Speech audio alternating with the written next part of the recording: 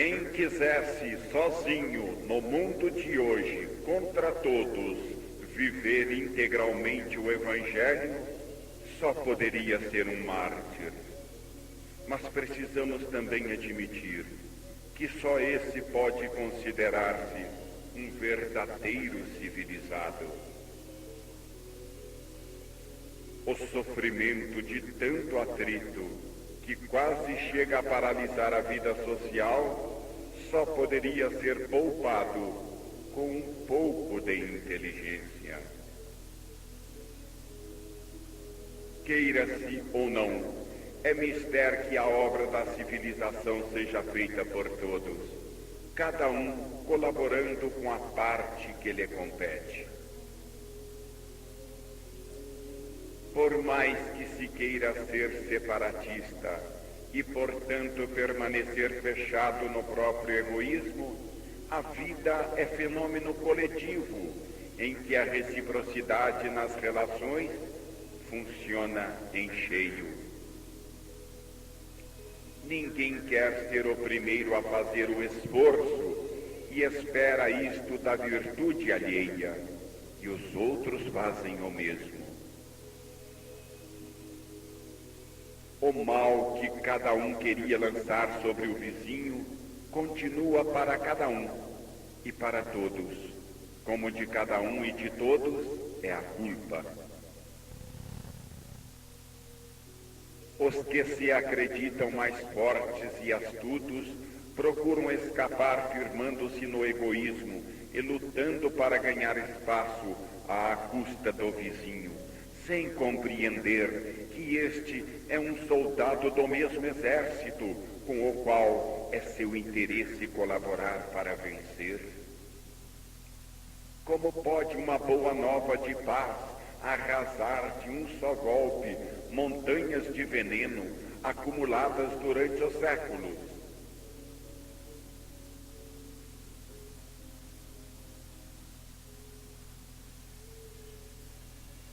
Embora seja proibido o crime, o gosto tão difundido pelos dramas criminais demonstra como é grande o desejo de morder, de matar, de destruir, que se acha aninhado no fundo da alma humana.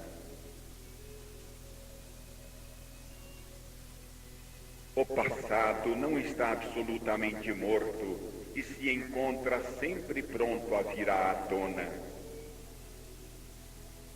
Todos, mais ou menos, trocaram entre si, no passado, um pouco dessa mercadoria de que o mundo está cheio e que se chama o mal.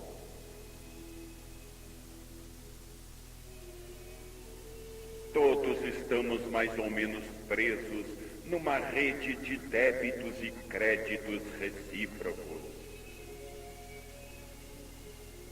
Cristo quis ser o primeiro nessa estrada de paixão e crucificação, embora nada tivesse de pagar, mas apenas para dar-nos o exemplo. A humanidade está verdadeiramente onerada por uma carga de iniquidade que lhe paralisa a subida, mas que precisa ser anulada de qualquer forma, seguindo a estrada oposta, substituindo a guerra pela paz, o ódio pelo amor, pois não há outro meio de anular o passado e dele libertar-se. Ele nos perseguirá e esmagará enquanto não o soubermos vencer.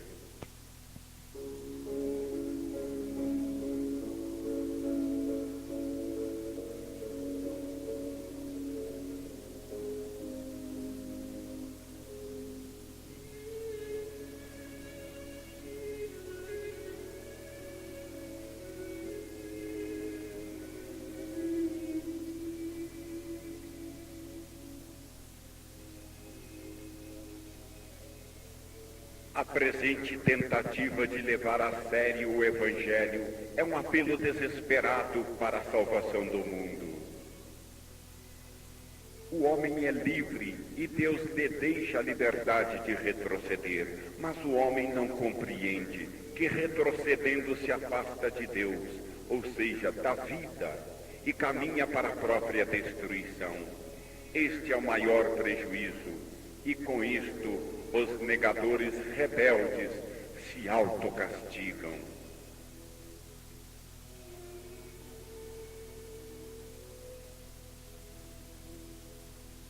A inteligência ampla e de longo alcance, que tenha compreendido o complexo funcionamento da grande máquina do universo e que saiba funcionar com ela, ainda não apareceu. A vida do evoluído é um jogo curto que só mira aos resultados imediatos, a prazo breve, ao alcance da mão, porque todo o resto lhe escapa, já que, não o conhecendo, não pode levá-lo em conta nos seus cálculos. Que poderemos esperar do homem de hoje, que nada sabe ainda quanto aos problemas fundamentais da vida e se limita a resolvê-los com crenças contrárias, atentas a condenar-se mutuamente?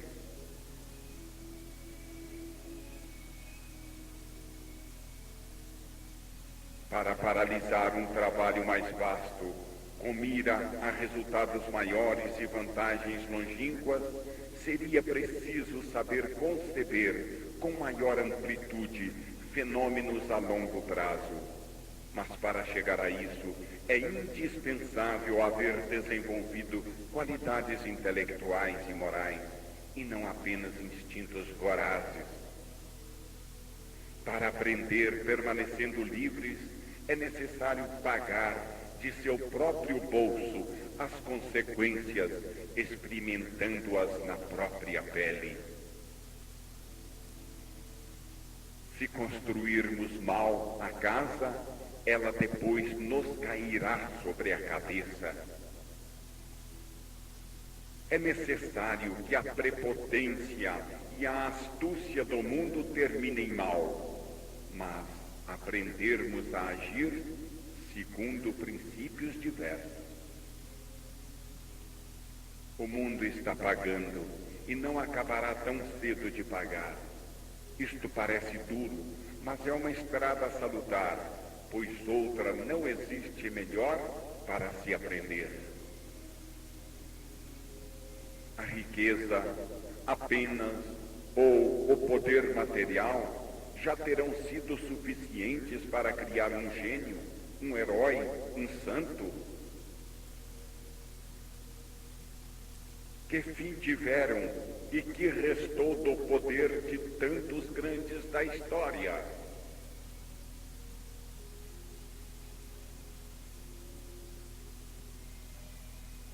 Com a visão do mundo espiritual se abrem horizontes mais vastos. Outras finalidades podem dar-se à vida, novos poderes e defesas podem conquistar-se, se se olhar para além do estreito mundo da matéria. Quantos problemas que agora angustiam o mundo poderiam ser resolvidos?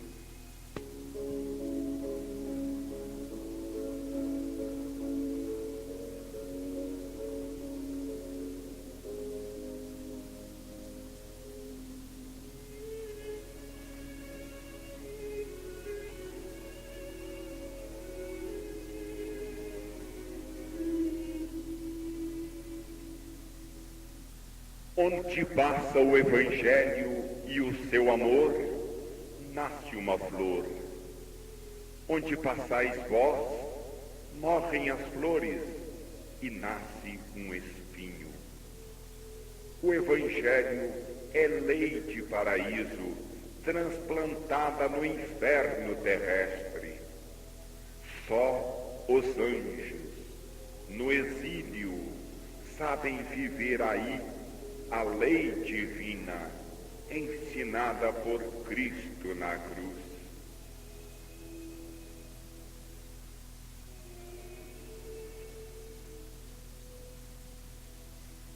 Quem renuncia no vosso mundo a agredir e a defender-se e oferecer a outra face, quem anuncia a afundar as garras nas carnes alheias, para a própria vantagem e não quer, por princípio, usurpar com a força todas as infinitas alegrias da vida, permanece subjugado. É um vencido fora da lei, um expulso, um não-valor que se anula. Este, olhando pelo reino da força, é um inerme, indefeso, ridículo. E, no entanto, nessa derrota, nessa fraqueza aparente, existe o mistério de uma força maior, que, trovejando, chega de longe, acordando nas profundidades da alma o pressentimento de realizações mais vastas. E o vencedor, no momento mesmo da vitória, tem a sensação de uma derrota. E o vencido olha do alto como um vencedor. E é assim porque ele descobriu e viveu formas mais altas de vida. O homem permanece mudo e desorientado diante desse estranho ser, sem armas, que proclama uma assombrosa lei nova e parece de outro mundo. O homem sente que, se tem razão em seu ambiente, existe outro mundo em que tudo se inverte, em que o vencido da terra pode ser o vencedor, e o vencedor da terra um vencido. Um abismo o separa daquele ser superior. O homem agride e ele perdoa. Ele é um justo e sabe sofrer. Ele está aí para indicar-vos na sua vida a meta atingida, para indicar-vos a ação da mais alta e fecunda lei social, o amor evangélico. A luta do evoluído é feita de justiça e mobiliza o dinamismo das forças cósmicas. Neste sentido, ele é o mais poderoso, embora humanamente inerme. Há apenas uma defesa extrema, o abandono de todas as armas. Agora, conhecemos os segredos do especial sistema defensivo de quem segue o Evangelho. Sistema que, em última análise, o torna mais forte que os fortes da terra. E pensar que a ignorância do mundo é tão grande que acredita que a vida, só porque evoluímos, nos deixa indefesos. E por isso se foge do Evangelho como de um perigo para a própria segurança, quando ele é a nossa salvação.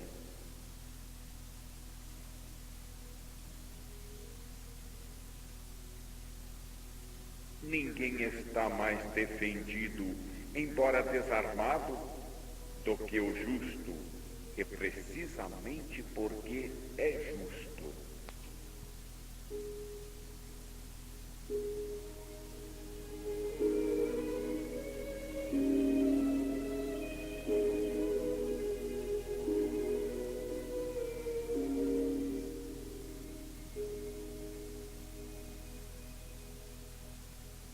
O Evangelho encontra logicamente seu lugar no desenvolvimento do plano do universo e aparece sua função no seio do transformismo evolutivo, ficando demonstrado também seu imenso valor do ponto de vista racional e científico.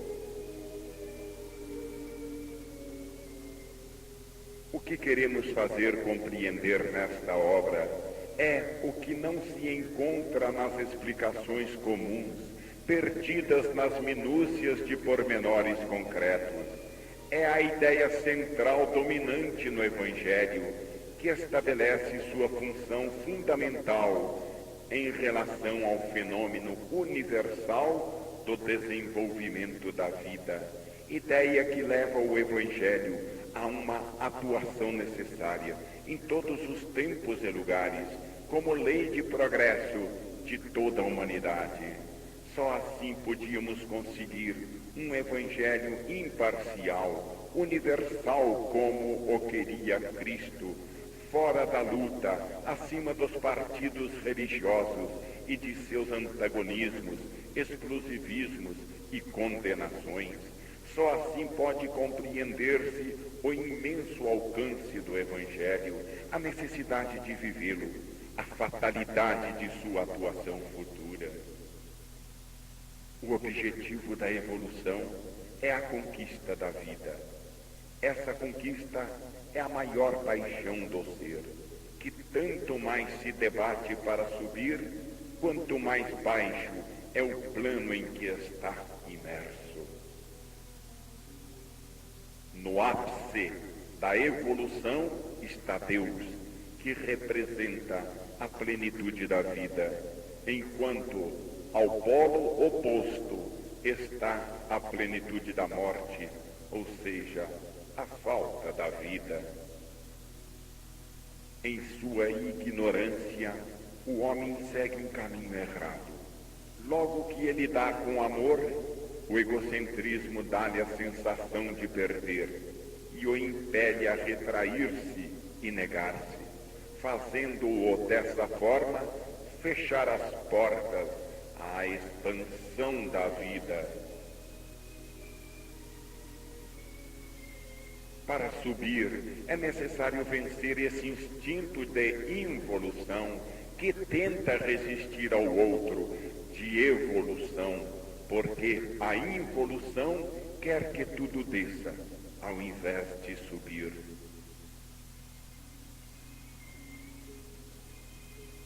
O homem oscila entre essas duas forças que o disputam.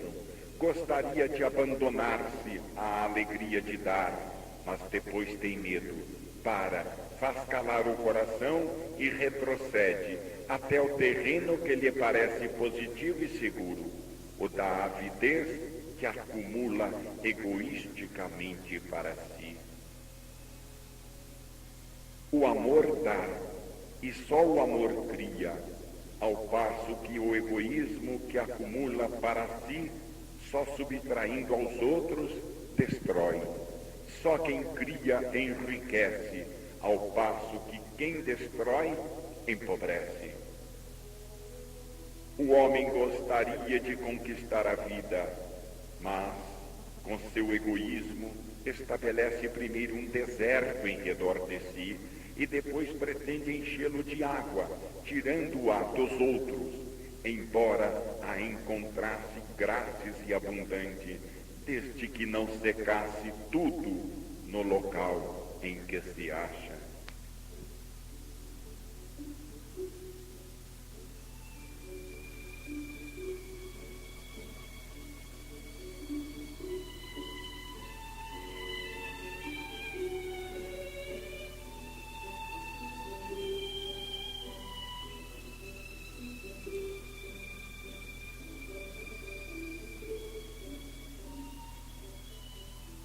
Depois que, ao civilizar-se num período de paz e progresso, o homem fez novas conquistas, como as usa, logo que tem forças e guerreia para crescer ainda mais e engordar-se, e com isso destrói os bens e valores acumulados.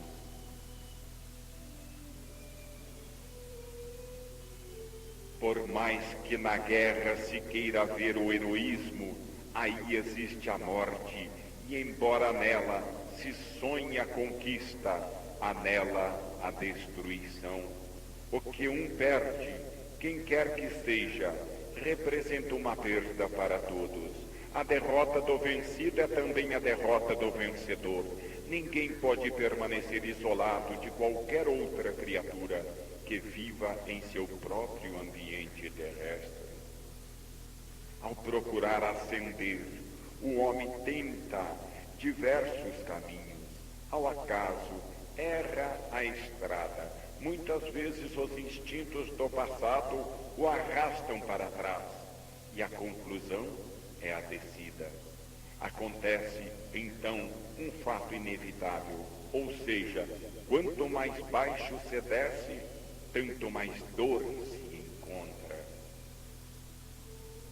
O organismo universal é tão bem construído que, aconteça o que acontecer, tudo termina bem. Qualquer erro que o ser cometa servirá para instruí-lo e finalmente fazê-lo progredir.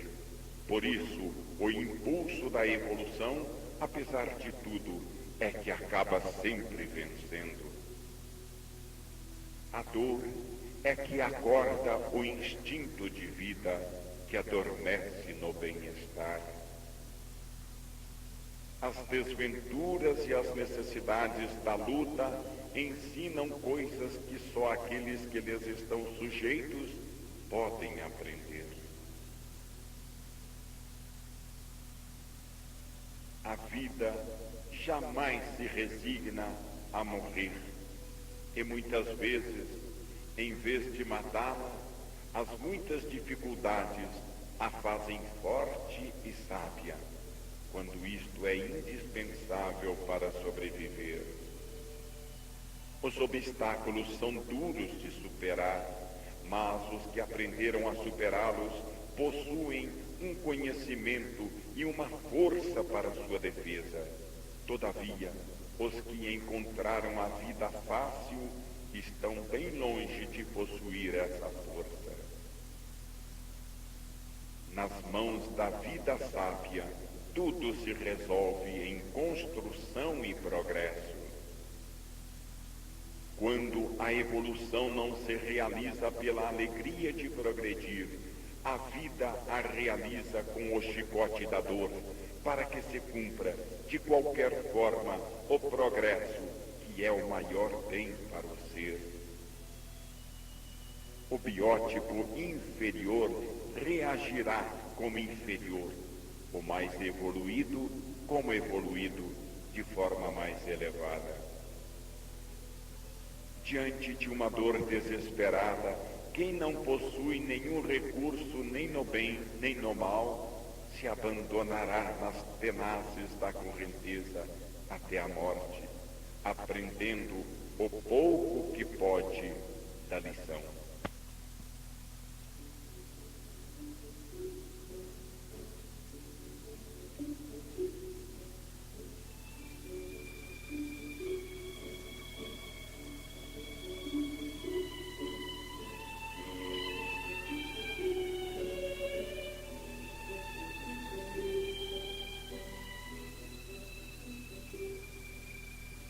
Quem possui tendências para os gozos inferiores reagirá com excessos e vícios, procurando esquecer aquelas efêmeras alegrias em que ele acredita, as próprias dores. Mas existem também os que reagem com a santidade, com o amor operante para o bem do próximo. Esta é a reação dos fortes e dos grandes.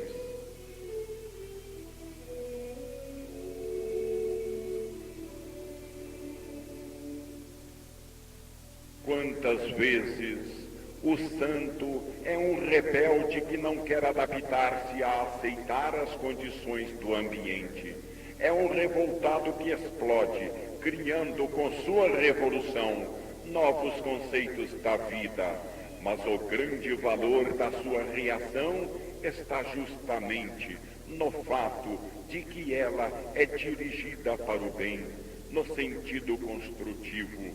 É uma revolta para subir e não para descer.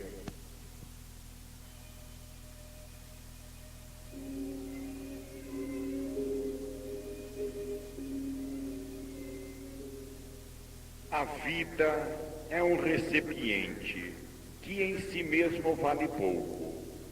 Tudo depende do valor do conteúdo que lhe derramamos dentro. Podemos colocar dentro dela o que quisermos. Se pusermos coisas nobres e grandes, a vida se tornará um escrínio precioso. Se dentro lhe colocarmos podridão, tornar-se-á uma caixa de imundícias. A vida é uma estrada feita para caminhar, é um meio para atingir um objetivo. Se a fizermos fim de si mesma, se por querer nos conservar demais, não quisermos caminhar e renovar-nos, deteremos o movimento da vida e o mataremos. Então, tudo terá caminhado, menos nós, e permaneceremos atrás.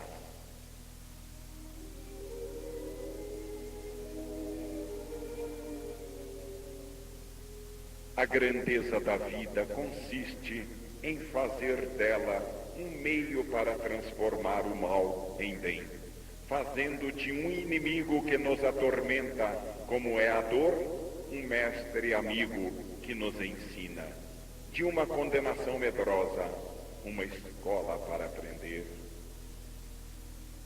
A vida está cheia de sofrimentos e insatisfações, aptas a provocar nossa reação. O segredo da sabedoria está no saber reagir. A solução do problema está na forma que nossa reação assumir.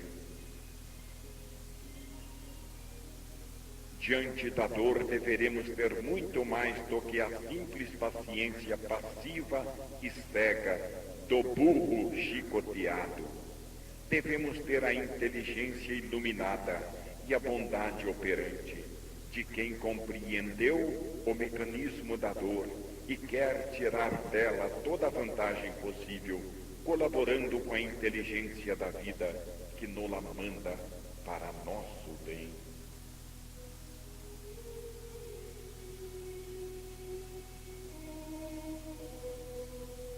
A posição de maior vantagem e de menor prejuízo em relação à dor é a de aceitá-la, não passivamente, mas para pôr-nos a seu lado construtivamente, com ela colaborando para nosso benefício.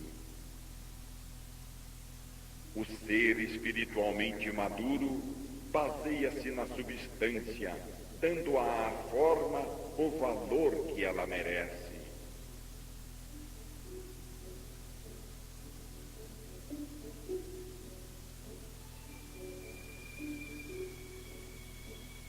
Quanto mais o ser está adiantado, mais livremente aceita por convicção e maior conhecimento possui para poder autoguiar-se.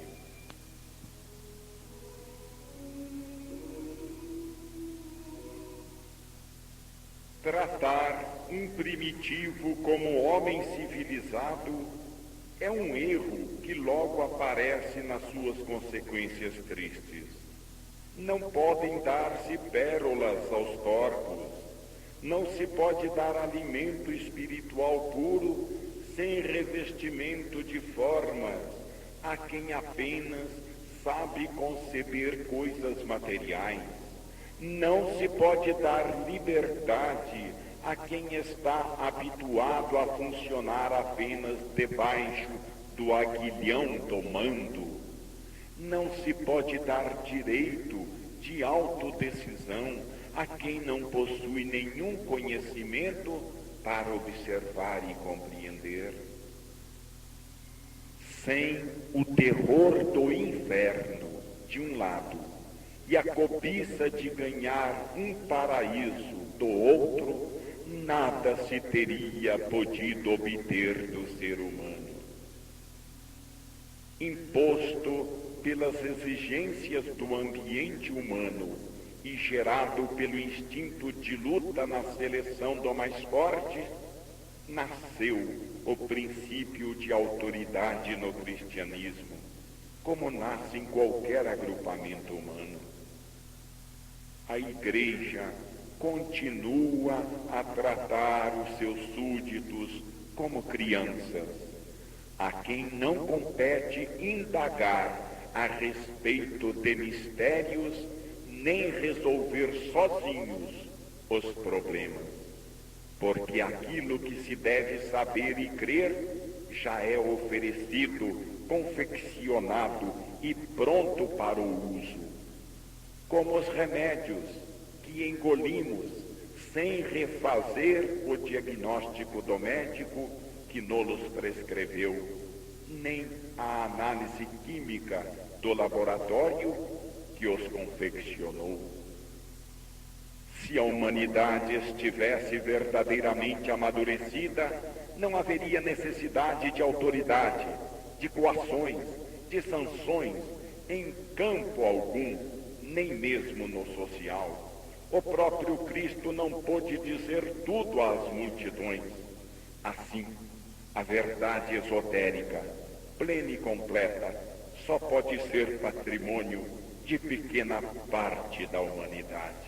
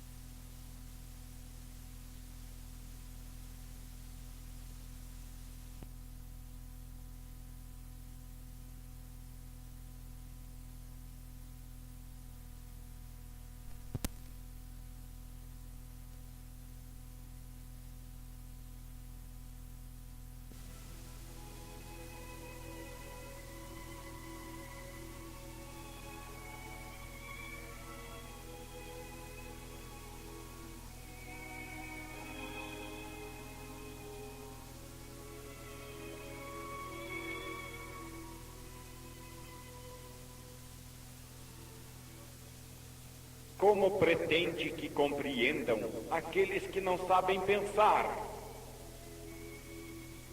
Cristo não podia dizer: olhai, as coisas são assim porque vou-las explico e demonstro. Mas teve de dizer: acreditai, porque vou-lo digo eu, e como prova faço-vos milagres, já que isto é o que mais vos convence. Um dos maiores problemas humanos é o de poupar trabalho e satisfazer a todas as necessidades próprias, inclusive as espirituais, com o menor dispêndio possível de energia física e mental. Onde existe um esforço muito grande para fazer, o homem para. O que ele compreende em primeiro lugar é cansar-se pouco e fazer-se servir. Nisto ajuda-o a construção em série.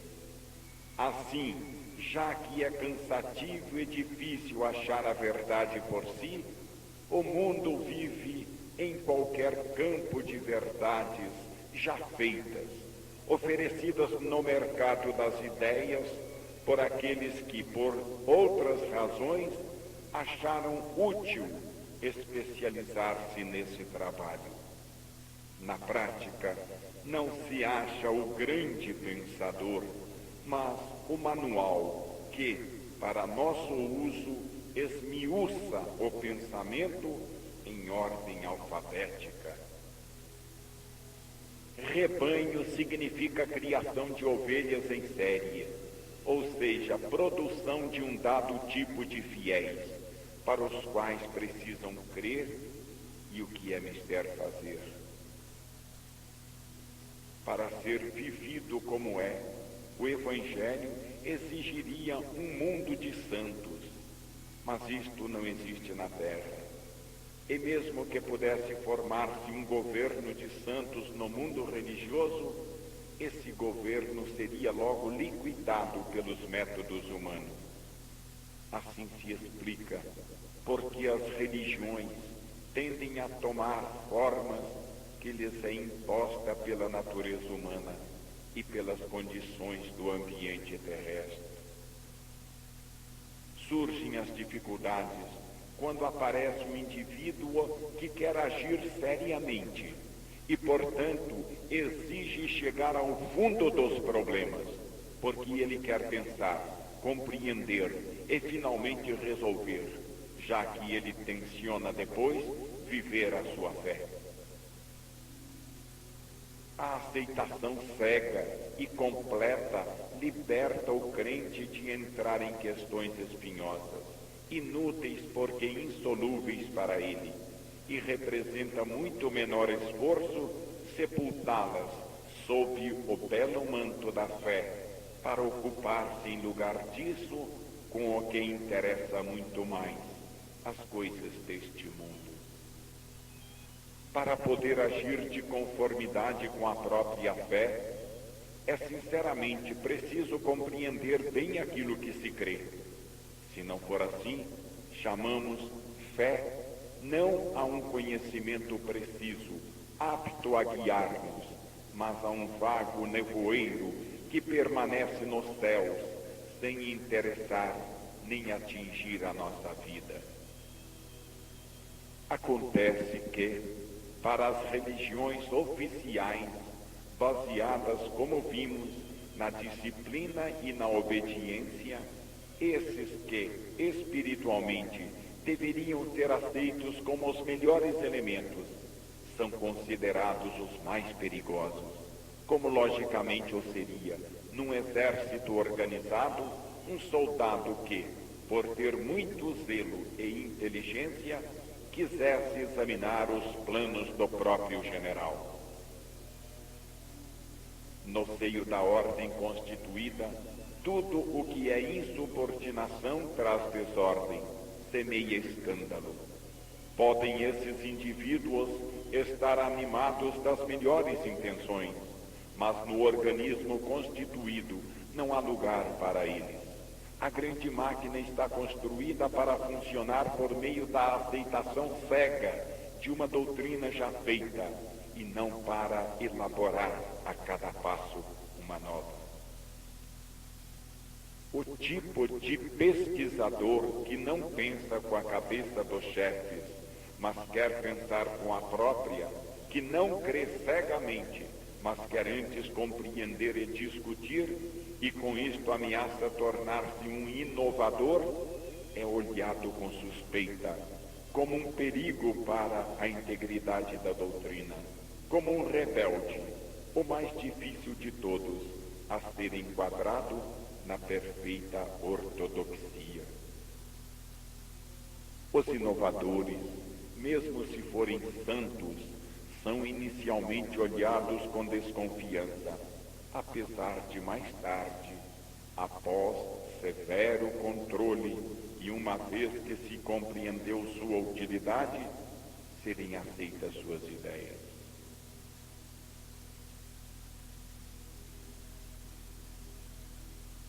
Ninguém é tão perigoso e importuno quanto aquele que, em nome dos próprios princípios da religião, porque é honesto e sincero, sente-se autorizado a sindicar, perturbando assim soluções já alcançadas e confirmadas pela autoridade, ameaçando, mesmo sem o querer, a deslocação das pilastras em que se apoia todo o edifício. Tais seres rebeldes às mentiras convencionais da sociedade gostam de dizer a verdade, o que constitui grave escândalo em nosso mundo. Assim, eles são condenados por todas as religiões, ou seja, pelo mesmo tipo de homem que se concentra em todas as religiões. Não é o divino que evolui, mas a capacidade humana de compreendê-lo e realizá-lo. Só o absoluto pode permanecer imóvel em sua perfeição. Todo o resto, inclusive as religiões que o representam, não pode deixar de evoluir para a perfeição.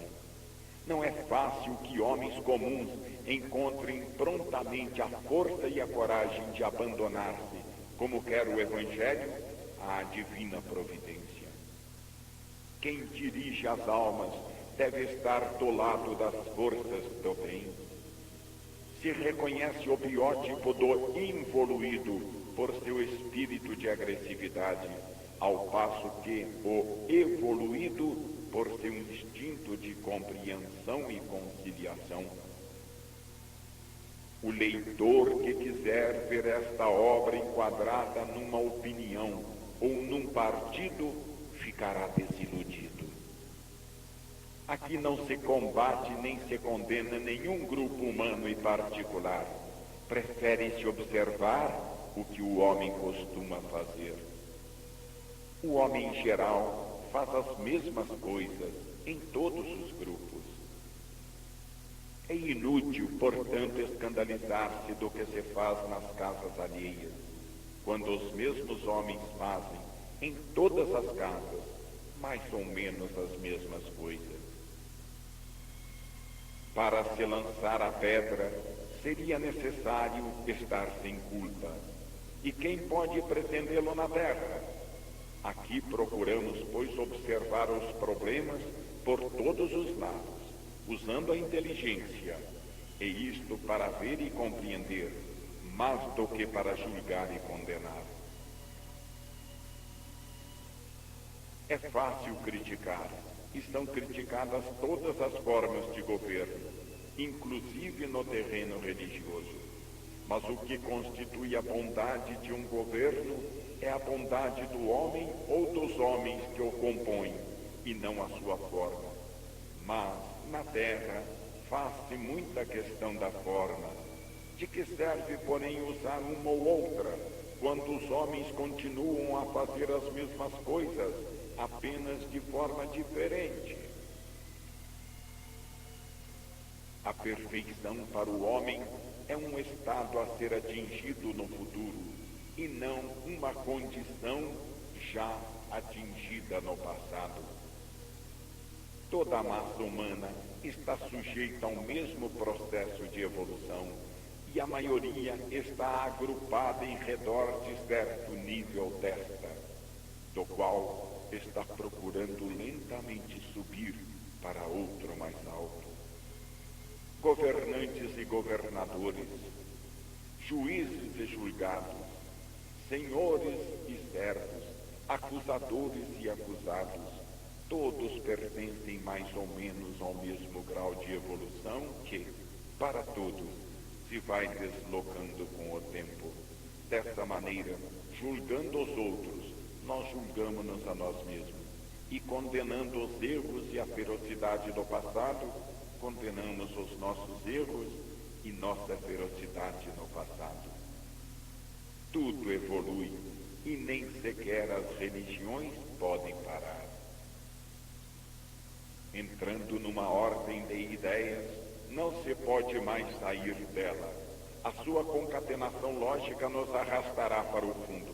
Somos livres ao colocar as premissas, mas depois ficamos inexoravelmente ligados a elas. Com o inferno e o paraíso, os bons e os maus se separam definitivamente, para sempre. Assim, a cisão triunfa em lugar da união e recebe sua eterna confirmação. Desta forma, Deus coloca a sua assinatura na sua falência. O poder do mal permanece de pé. Para demonstrá-lo, restará sempre uma parte do universo em que Deus foi derrotado, em que reina o seu inimigo, em que venceu e impera o ódio em lugar do amor.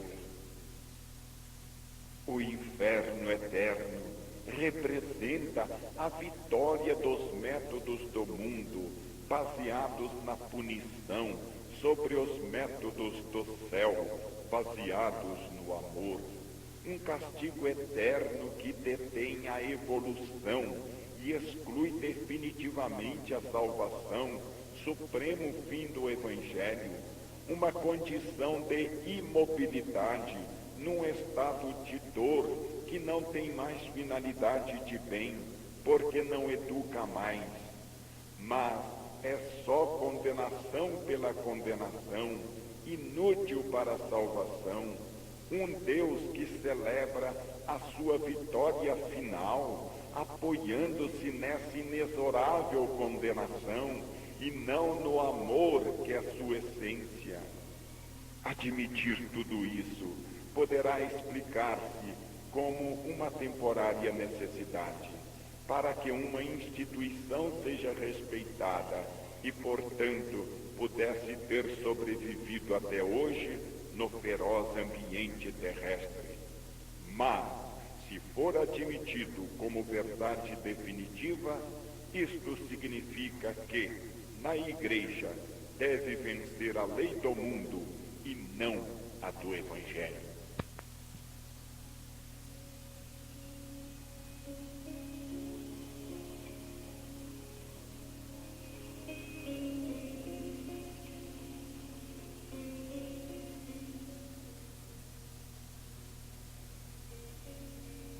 Quanto mais se é obrigado a condenar, tanto mais se dá prova de que a religião do amor faliu. O homem não pode deter o caminho do Evangelho.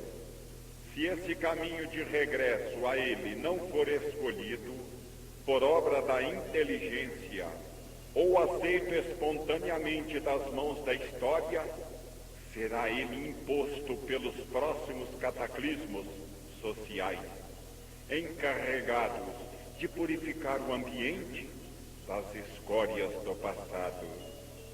Se a história permitiu alguns erros no passado, nenhum homem está isento de culpa, e a perfeição não pode ser atingida no início do caminho, mas apenas no fim.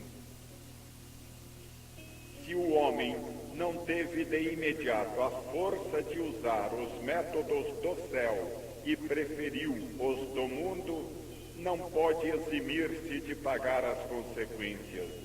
E depois de ter aprendido a lição à própria custa, não pode deixar de colocar-se no caminho da salvação.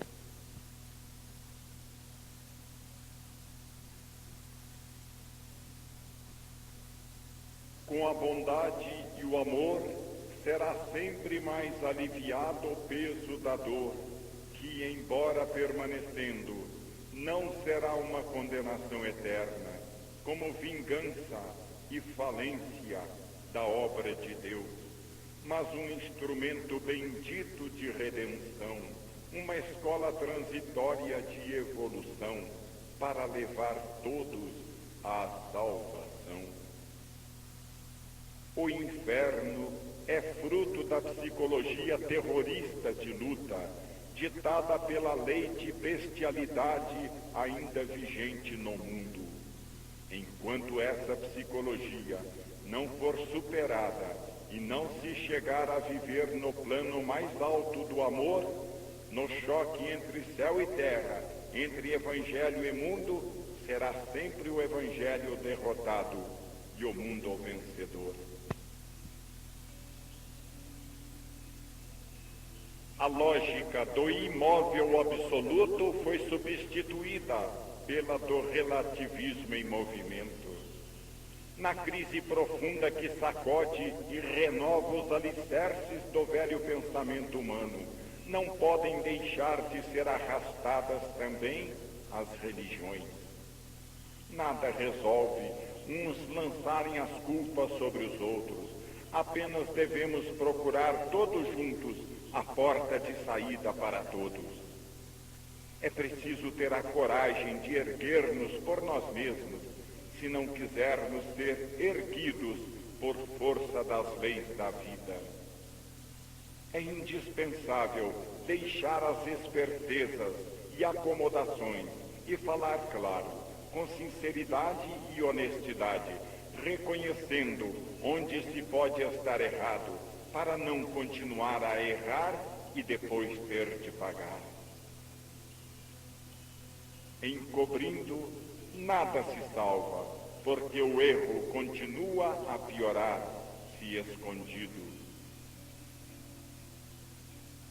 Se continuarmos a pôr estuque e pintar a casa do lado de fora, para que apareça bela, enquanto por dentro está caindo, ela terminará ruindo sobre nós.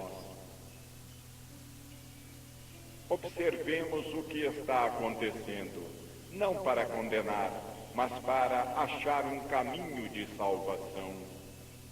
Descobrir e acusar os defeitos do inimigo, lançar-lhe em cima as culpas que ele tem, não nos liberta das nossas culpas, nem da necessidade de pagá-las.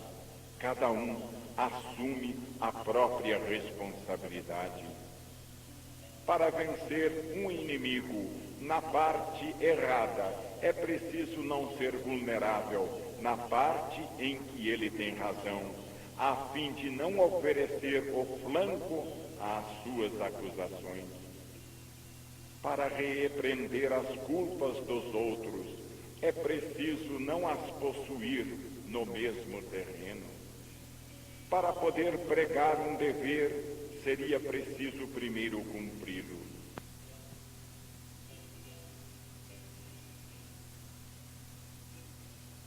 Como se pode lançar a pedra quando não se está sem pecado?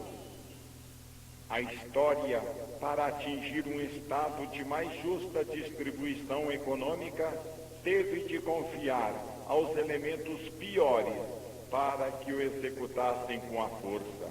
Aquele mesmo programa que era destinado aos elementos melhores e que deveria ter sido executado com a bondade, a força do amor. Cada um acusando e condenando as culpas do outro, em vez de procurar libertar-se das próprias. O mesmo tipo de homem não faz em todos os lugares, com os mesmos métodos, o mesmo jogo, em vez de exigirem primeiro de si mesmos o cumprimento dos próprios deveres, acusam os outros de não cumprirem os deles. Exige-se deles a realização, alegando o direito próprio de lhes impor a execução. A verdade é que todos vivem imersos no mesmo plano da luta, da força e da astúcia, à caça dos bens e poderes materiais que constituem o único ideal em que o mundo hoje efetivamente dá provas de acreditar. Ninguém pode servir a dois senhores. Ou amará um e odiará outro, ou se afeiçoará a este e desprezará aquele. Não podeis servir a Deus e ao dinheiro. O pensamento é bastante explícito para que se possa torcê-lo e achar escapatórias. Se quisermos realmente viver o Evangelho, temos de depor as nossas armas terrenas e, cumprindo todo o nosso dever, deixar que Deus nos defenda com a sua providência. Nosso dever não deve basear-se na força, nem na astúcia, mas na justiça e no fato de haver merecido, por ter obedecido à lei de Deus, a sua ajuda e proteção.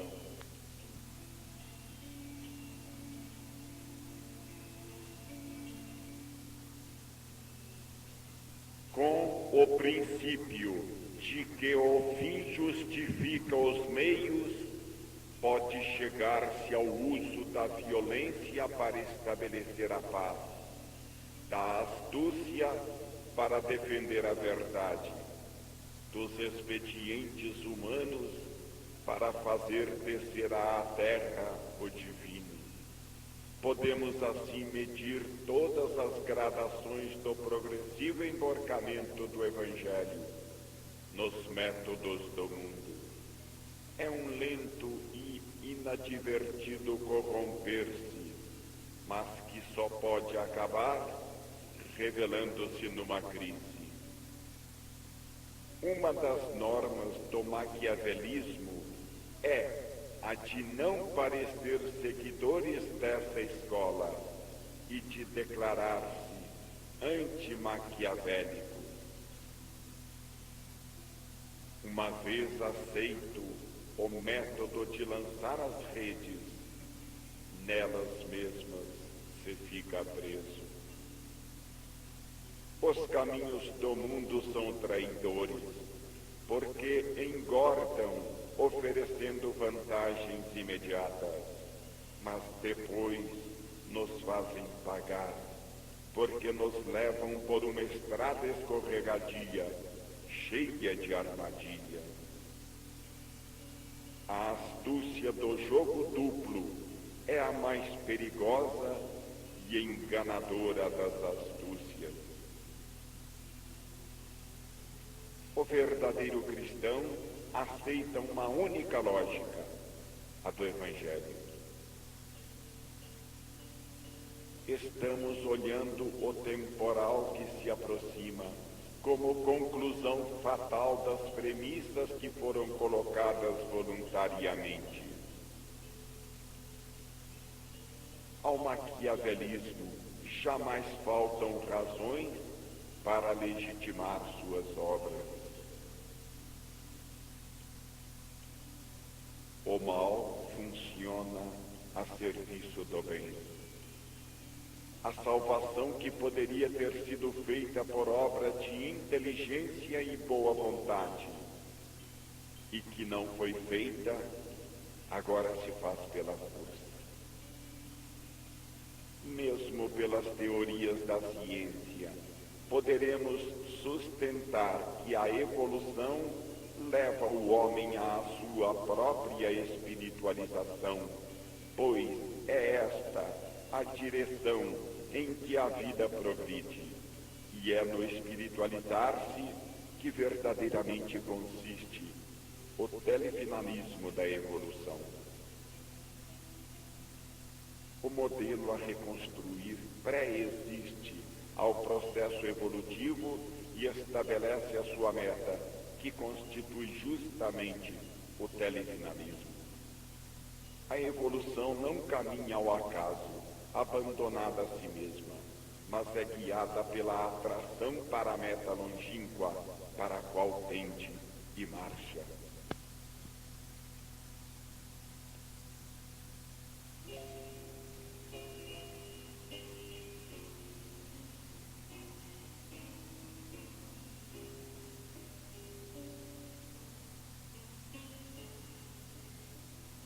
Em a grande síntese, traçamos todo o caminho a que a evolução submete o ser, da matéria ao espírito.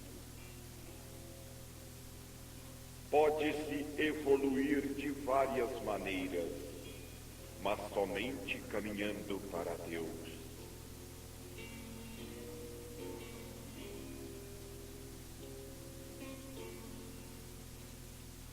Já está, portanto, estabelecida a forma que deverá assumir no futuro a evolução humana, ou seja, que ela só pode consistir no espiritualizar-se. O regresso a Deus só pode significar o despertar no ser de todas as qualidades espirituais que aproximam de Deus. Compreender e viver o espírito do Evangelho e com isto realizar na terra o reino de Deus. Espiritualização, porque a evolução vai da matéria para Deus, que é espírito, desenvolvimento da vida interior.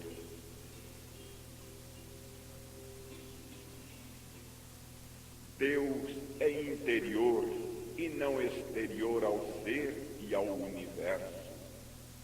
O Evangelho insere-se na evolução, acompanhando o seu telefinalismo, com o qual coincide, porquanto é espiritualização. Em nossos livros, oferecemos todos os meios que o sentimento, o pensamento e a palavra podem oferecer para orientar, e também os dados positivos da ciência. Fazendo isto para cumprir nosso sagrado dever. Aproveite quem quiser, como um salva-vidas, na hora do salve-se quem puder.